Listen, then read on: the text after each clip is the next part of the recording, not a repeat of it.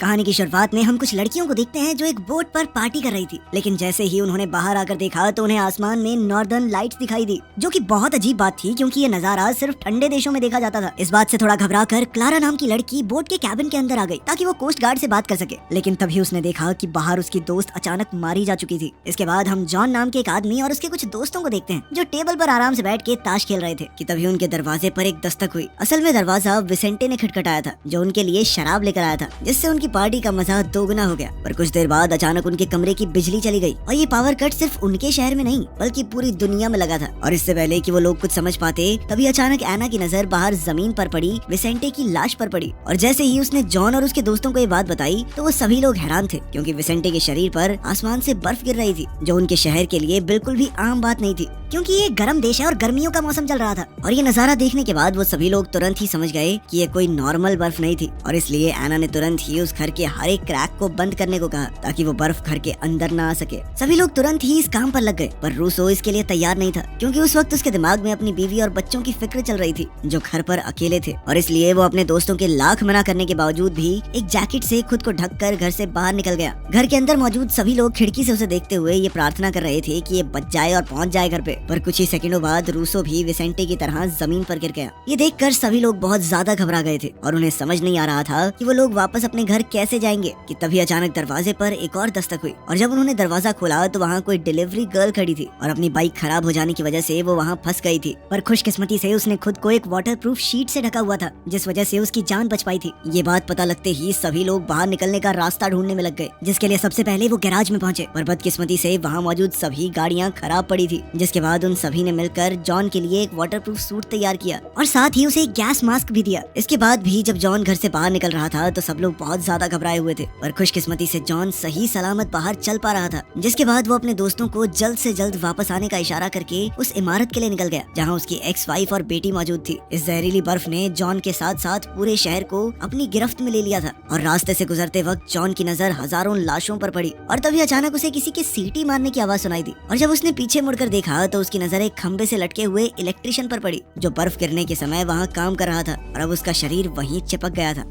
सुबह हो चुकी थी पर बाहर अभी भी लगातार बर्फ पड़ रही थी। सुबह नींद खुलने के बाद एना ने देखा कि उसका पति पूरी रात नहीं सोया था और इसलिए उसने अपने पति के लिए चाय बनाने का फैसला किया, जिस दौरान घर में पानी को लेकर बहस छिड़ गई क्योंकि सभी लोगों को डर लग रहा था कि हो सकता है कि पानी के अंदर भी वो जहर मौजूद हो और साथ ही उनके पास गिनती की ही पानी की बोतल बची थी। अब पानी लाने के लिए उन्हें दुकान पर जाना होगा और इसके लिए उन्हें जॉन का इंतजार करना था। इधर जॉन लगातार आगे बढ़ता जा रहा था पर तभी उसकी नजर सामने से आ रहे एक और आदमी पर पड़ी, पर जॉन किसी भी तरह का खतरा नहीं उठाना चाहता था और इसीलिए उसने अपना रास्ता बदल दिया। इधर जॉन के साथियों को डर था कि कहीं लुटेरे उन्हें आकर लूट ना ले। कुछ देर बाद जॉन को चलते चलते एक ट्रेन मिली जिसके चारों तरफ हजारों लाशें पड़ी हुई थी, पर तभी उसकी नजर ट्रेन के एक डब्बे पर पड़ी जहाँ कुछ लोग अभी भी जिंदा थे, लेकिन उस वक्त जॉन उनके लिए कुछ भी नहीं कर सकता था और इसीलिए उसने उन्हें तुरंत एक बोतल पानी दे दिया और कहा कि मैं जल्द ही वापस मदद लेकर आऊंगा। उधर घर की गैस भी खत्म हो चुकी थी और इसीलिए सभी लोग काफी ज्यादा घबराए हुए थे, पर इसी बीच अल्फ्रेडो ने थोड़ा जुगाड़ करके अपने लिए एक मास्क तैयार कर लिया जिसके जरिए वो पुलिस स्टेशन तक पहुँच सकता था जहाँ से उसे और मास्क मिल सकते हैं। उधर जॉन आखिरकार अपनी एक्स वाइफ की इमारत तक पहुंच गया जहां सीढ़ियों पर कई सारी लाशें पड़ी हुई थी और जो लोग किसी तरह बच भी गए थे वो सभी भगवान से प्रार्थना करने में लगे हुए थे कि इस बर्फबारी को रोक दो। उनमें से किसी ने भी जॉन पर ध्यान तक नहीं दिया, पर जैसे ही जॉन की मुलाकात अपनी एक्स वाइफ एलेना से हुई तो उसने जॉन को बताया कि उनकी बेटी क्लारा उसके साथ नहीं थी और अब उन्हें एक साथ मिलकर उसे ढूंढना होगा। अभी वो लोग एक कमरे में बात कर ही रहे थे कि दूसरी तरफ एलेना के पड़ोसियों को ये जानने में दिलचस्पी थी कि जॉन आखिरकार सही सलामत यहाँ तक पहुँचा कैसे, और उन लोगों ने ये बात अपने लीडर चार्ली को बता दी। इधर जॉन ने क्लारा के स्कूल जाकर उसके दोस्तों का एड्रेस निकालने का फैसला किया, पर जैसे ही वो कमरे से बाहर निकलने लगा तो सभी पड़ोसियों ने उसे चारों तरफ से घेर लिया, जिसके बाद चार्ली ने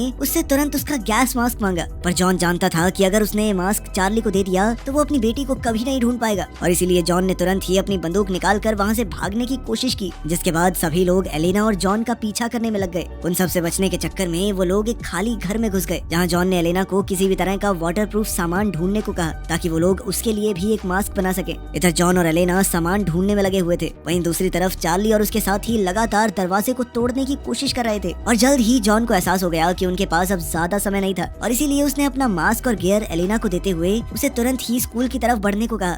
अब एलेना के कमरे से बाहर निकलते ही चार्ली और उसके साथियों ने भी दरवाजा तोड़ दिया, पर जॉन इतनी जल्दी हार मानने वाला नहीं था और उसने एक प्लास्टिक बैग को अपने चेहरे पर लपेटकर खिड़की से छलांग मार दी। और उसके बैग में कुछ खास ऑक्सीजन नहीं थी और इसीलिए कुछ ही सेकंडों बाद वो बेहोश हो गया। लेकिन कुछ देर बाद जैसे ही उसकी आंख खुली तो वो एलेना और अपने दोस्तों के साथ एक गाड़ी में था। उसके दोस्त किसी तरह से एक गाड़ी और कुछ ऑक्सीजन मास्क का जुगाड़ करने में कामयाब हो गए थे, पर उस वक्त उनमें से किसी की भी नजर आसमान से गिर रहे मीटियोर्स पर नहीं पड़ी। इसके बाद वो लोग जॉन और एलेना को लेकर वापस घर आ गए ताकि वो आगे की प्लानिंग कर सके। लेकिन जॉन गाड़ी लेकर अपनी बेटी को ढूंढना चाहता था, जिसके लिए अल्फ्रेडो ने साफ इनकार कर दिया, क्योंकि उसके मुताबिक उन्हें पहले अपने आप को बचाने के बारे में सोचना चाहिए। पर तभी उनकी नजर एक आदमी पर पड़ी जो टायर के निशान के जरिए तेजी से उनकी तरफ बढ़ रहा था और ये देखते ही वो लोग तुरंत ही उससे सवाल करने के लिए नीचे पहुंच गए। असल में वो आदमी बनीतो था जो एक हार्डवेयर स्टोर का मालिक था। उसने उन्हें बताया कि पास ही के एक कैंप में और लोग भी फंसे हुए हैं जिन्हें मदद की सख्त जरूरत थी, पर अल्फ्रेडो अभी भी अपनी बात पर अड़ा हुआ था और उसने मदद के लिए साफ इनकार कर दिया। पर जब वो बनीतो से बात कर रहा था तभी उनका एक साथी सभी को धोखा देते हुए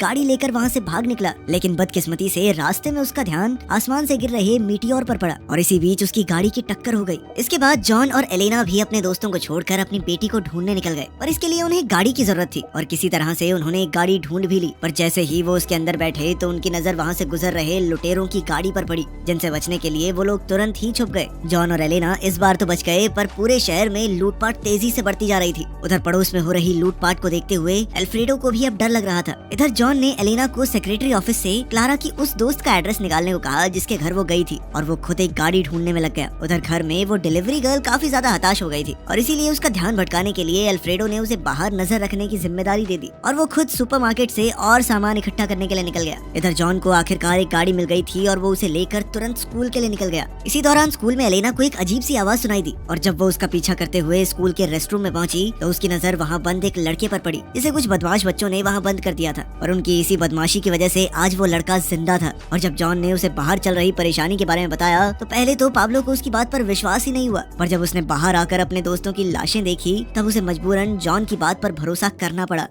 उधर अल्फ्रेडो ये बात समझ गया था कि गैराज में सामान डालने से पहले उन्हें उसकी रखवाली करने का जुगाड़ बनाना पड़ेगा, वरना लुटेरे उसे लूटने में ज्यादा समय नहीं लगाएंगे। और अपने इस प्लान को अंजाम देने के लिए वो लोग एक फायर स्टेशन में सामान इकट्ठा करने पहुंचे, पर वहाँ उनकी मुलाकात बनीतो और उसके कुछ साथियों से हुई। बनीतो ने उन्हें बताया कि उसके पास पूरे शहर को बचाने का प्लान है और इसके लिए अल्फ्रेडो को उनका साथ देते हुए अपने गैराज में कुछ लोगों को आने की इजाजत देनी होगी। उधर जॉन और एलेना अपनी बेटी की दोस्त के घर पहुँच गए थे, पर असल में पाब्लो ने उन्हें झूठ बोला था और वो उन लोगों को अपने घर ले आया था ताकि वो अपने परिवार से मिल सके। लेकिन बदकिस्मती से तब तक उसका पूरा परिवार खत्म हो चुका था। उधर अल्फ्रेडो ने एना को बनीतो के प्लान के बारे में बताया, जिसके बाद एना का मानना था कि उन्हें और लोगों के साथ मिलकर इस मुसीबत से बाहर आना चाहिए, क्योंकि वो लोग अकेले कुछ नहीं कर सकते थे। इसके बाद अल्फ्रेडो को अलग अलग देशों में मौजूद अपने दोस्तों से बात करके पता चला कि ये जहरीली बर्फ सिर्फ उनके शहर में नहीं बल्कि पूरी दुनिया में गिर रही थी और सभी जगह इसी तरह बुरा हाल था। इधर एलेना ने पाब्लो को भी अपने साथ ही ले जाने का फैसला किया, पर तब तक पाब्लो को काफी तेज बुखार चढ़ गया था और इसीलिए जॉन उसे दवाई दिलाने के लिए केमिस्ट शॉप पर ले गया। पर तभी एलेना की नजर एक औरत पर पड़ी जो काफी दर्द में थी और उसने जॉन के लाख बार मना करने के बावजूद उसे भी दुकान के अंदर आने दिया, जो एक बहुत बड़ी गलती थी, क्योंकि उसके अंदर आने के कुछ सेकंड बाद ही कुछ लुटेरे भी दुकान के अंदर घुस गए और उन्होंने जॉन से गाड़ी की चाबी छीनकर उसे और एलेना को एक कमरे में बंद कर दिया। कुछ देर बाद जब लुटेरे चले गए तो जॉन ने पाब्लो को दरवाजा खोलने को कहा। उधर अल्फ्रेडो ने बड़ी मुश्किलों से छत पर चढ़कर एंटीना को सेट किया, पर जब उसने नीचे आकर मैप पर कंपास का इस्तेमाल करने की कोशिश की तब जाकर उसे समझ आया कि उनमें से कोई भी कंपास काम नहीं कर रहा था। उधर जॉन, एलेना और पाब्लो अभी भी क्लारा को ढूंढ रहे थे कि तभी रास्ते में उनकी नजर एक गाड़ी पर पड़ी, पर जब जॉन ने देखा कि उस गाड़ी के पास एक परिवार था तो उसने उसे लूटने का इरादा बदल दिया। रास्ते में जॉन की नजर एक बार फिर से उस ट्रेन पर पड़ी जो अब पूरी तरह से खाली हो चुकी थी। इसके बाद जॉन, एलेना और पाब्लो को लेकर वापस अल्फ्रेडो के घर पहुंचा, जहां उसे पता चला कि उसके सभी साथी शहर छोड़कर आइलैंड पर जाने का प्लान बना रहे थे। साथ ही अल्फ्रेडो का कहना था कि धरती के मैग्नेटिक फील्ड्स खराब हो चुके हैं, जिसका मतलब था कि उन सभी का अंत बहुत नजदीक है और अगर क्लारा की मौत इस जहरीली बर्फ से ही हो गई तो वो ज्यादा खुशकिस्मत होगी। उसकी ये बात सुनकर जॉन बहुत ज्यादा गुस्से में आ गया और उन दोनों के बीच बहस शुरू हो गई। आखिरकार उन्होंने अलग अलग रास्ते चुनने का फैसला किया। उधर एक नौजवान जोड़ा आराम से कुछ हसीन पल बिता रहा था कि तभी उस लड़के ने अपनी गाड़ी में तेल भरने का फैसला किया, पर इसी दौरान उसकी नजर एक ऐसी चीज पर पड़ी जिसे देखकर वो दंग रह गया और अगले ही पल उस अनजान चीज ने उन दोनों को खत्म कर दिया। इधर जॉन के सभी साथी उसे छोड़कर जाने के लिए तैयार थे कि तभी एलेना को याद आया कि उनके कूड़ेदान में एक पुरानी फोन डायरी पड़ी हुई थी जिसके जरिए वो क्लारा के दोस्त का एड्रेस निकाल सकते थे। इसी दौरान अल्फ्रेडो मार्केट से कुछ सामान लेने के लिए गया हुआ था और तब उस डिलीवरी वाली लड़की ने बताया कि जॉन एक बार फिर से अपनी बेटी को ढूंढने निकल गया है। तो उसने भी अपने दोस्त का साथ देने का फैसला किया क्योंकि वो और जॉन पिछले 40 साल से दोस्त थे और अल्फ्रेडो इस वक्त उसे अकेला नहीं छोड़ना चाहता था। रास्ते में अल्फ्रेडो ने जॉन को बताया कि वो आइलैंड पर इसलिए जाना चाहता है क्योंकि सिर्फ वो एक जगह बची है जहाँ वो लोग शायद जिंदा बच सकते हैं, क्योंकि उसके मुताबिक पूरी धरती तबाह होने वाली है। लेकिन तभी उसकी नजर एक बोर्ड के नीचे पड़ी सैकड़ों गाड़ियों पर गई और जैसे ही वो लोग उसके करीब जाने के लिए नीचे उतरे तभी फौज भी वहाँ पहुँच गई और उन्होंने उन दोनों को तुरंत ही वहाँ से निकलने का आदेश दिया। और वो दोनों इतनी जल्दी हार मानने वाले नहीं थे और उन्होंने फौज की गाड़ियों का पीछा करने का फैसला किया। लेकिन कुछ देर फौज का पीछा करने के बाद उन्होंने देखा कि फौजी अचानक किसी चीज पर गोलियां चला रहे हैं, जिससे बचने के लिए अल्फ्रेडो ने तेजी से गाड़ी को रिवर्स करने की कोशिश की। इस सब के चलते उनकी गाड़ी तक पलट गई। अगले ही सेकंड अजीब से दिखने वाले बड़े बड़े कीड़ों ने फौजियों पर हमला बोल दिया, जिसके बाद अब वो तेजी से जॉन और अल्फ्रेडो की तरफ बढ़ रहे थे। पर किसी तरह वो दोनों बचकर एक सुरक्षित जगह पर पहुंच गए, जिसके बाद अब वो दोनों ये सोचने में लगे हुए थे कि अब वापस कैसे जाया जाए। और तभी उनकी नजर पास में ही मौजूद एक बंदूक पर पड़ी। पर जैसे ही वो लोग उस बंदूक के सहारे आगे बढ़ने लगे तभी उन्होंने एक कीड़े को देखा जो एक इंसान को अपने जाल में लपेट कर घसीट रहा था। और ये देखने के बाद वो दोनों ये बात अच्छे से समझ गए कि उनकी ये बंदूक कुछ खास काम नहीं आने वाली। पर इसके बावजूद भी जॉन ने उस कीड़े पर गोलियां चलाई, जिसके बाद अचानक सैकड़ों कीड़े वहाँ पर आने लग गए। और जब जॉन और अल्फ्रेडो उनसे बचने के लिए भाग रहे थे तभी उनकी मुलाकात दो अनजान आदमियों से हुई जो उन दोनों को उन कीड़ों से बचाते हुए एक चर्च में ले गए। पर जल्द ही वो कीड़े उनका पीछा करते हुए वहाँ भी पहुँच गए। उन दोनों अनजान आदमियों ने अपने मास्क उतारते हुए अपना परिचय कोहिरो और मिकी के तौर पर दिया और इसके बाद वो दोनों जॉन और अल्फ्रेडो को अपने कैंप में ले गए जहाँ कुछ और लोग भी मौजूद थे। उस ग्रुप की लीडर एक औरत थी जिसने खिड़की से उन दोनों को आसमान से गिर रहे मीटियोर्स दिखाए और उनके मुताबिक यही मीटियोर्स उन कीड़ों को धरती पर ला रहे थे। और जैसे ही अल्फ्रेडो को एहसास हुआ कि एक एलियन हमला है वो तुरंत ही अपनी बीवी के पास वापस जाने की बात करने लग गया। पर उस औरत ने किसी तरह से अल्फ्रेडो को दरवाजा खोलने से रोक दिया। उस रात उनमें से किसी को भी नींद नहीं आई और अब जॉन को लग रहा था कि वो अपनी बेटी से फिर कभी नहीं मिल पाएगा। कुछ देर बाद जब वो बाहर निकला तो उसकी नजर बाहर खड़े हजारों कीड़ों पर पड़ी, जिसके बाद वो समझ गया कि वो लोग ज्यादा देर तक यहाँ नहीं रुक सकते और इसीलिए उन्होंने किसी और जगह जाने का फैसला किया। सभी लोगों ने इसके लिए तैयारी की पर एक बूढ़े आदमी ने वहीं रुककर अपनी बीवी के साथ रहने का फैसला किया। कुछ देर बाद वो सभी लोग रात के अंधेरे में छुपते हुए चर्च से बाहर निकले और फिर उल्टी पड़ी हुई बस में घुस गए। इसी दौरान कुछ आदमी एक दीवार में सुरंग बनाने की कोशिश कर रहे थे जिसके जरिए वो दूसरी तरफ पहुंच सकें। पर तभी बस में एक बच्ची रोने लग गई और उसकी आवाज ने कीड़ों का ध्यान अपनी तरफ खींच लिया। लेकिन इससे पहले कि वो बस पर हमला कर पाते तभी उस बूढ़े ने चर्च का घंटा बजाकर उनका ध्यान भटका दिया। इधर जॉन और उसके साथी सुरंग के जरिए आगे बढ़ रहे थे जबकि चर्च में उस बूढ़े आदमी ने अपनी बीवी के साथ एक आखिरी सिगरेट पी, जिसके बाद उनका प्लान था कि वो चर्च के साथ साथ कई एलियंस को उड़ा देने वाले थे। इधर जॉन और उसके साथियों को एक गाड़ी मिल गई और जैसे ही वो गाड़ी लेकर वहाँ से निकले तो उनकी नजर दूर जल रहे चर्च पर पड़ी। कुछ देर बाद जॉन और अल्फ्रेडो ने अपने नए साथियों को अलविदा कहा और वापस अपने साथियों के पास घर पहुँच गए जहाँ उन्हें क्लारा के वापस आने की खुशखबरी भी मिली। जिसके बाद सभी लोग आइलैंड पर जाने की तैयारी में लग गए। पर तभी उनके गैराज में कुछ अनजान लोग घुस आए और उन्होंने अल्फ्रेडो के सामने एक प्रस्ताव रखा जिसके मुताबिक वो लोग अल्फ्रेडो को उसके घर और गैराज के बदले में एक मोटर होम देने को तैयार थे, जिसके लिए अल्फ्रेडो भी तैयार हो गया। कुछ देर बाद जब वो लोग नदी के पास पहुँचे तो उनका आइलैंड पर जाने का सपना चूर चूर हो गया क्योंकि तब तक नदी का सारा पानी सूख गया था और अब उन्हें एक नई जगह का इंतजाम करना था। कुछ देर बाद वो लोग एक शॉपिंग मॉल में पहुंचे जहां जॉन और अल्फ्रेडो की मुलाकात अपने चर्च वाले साथियों से हुई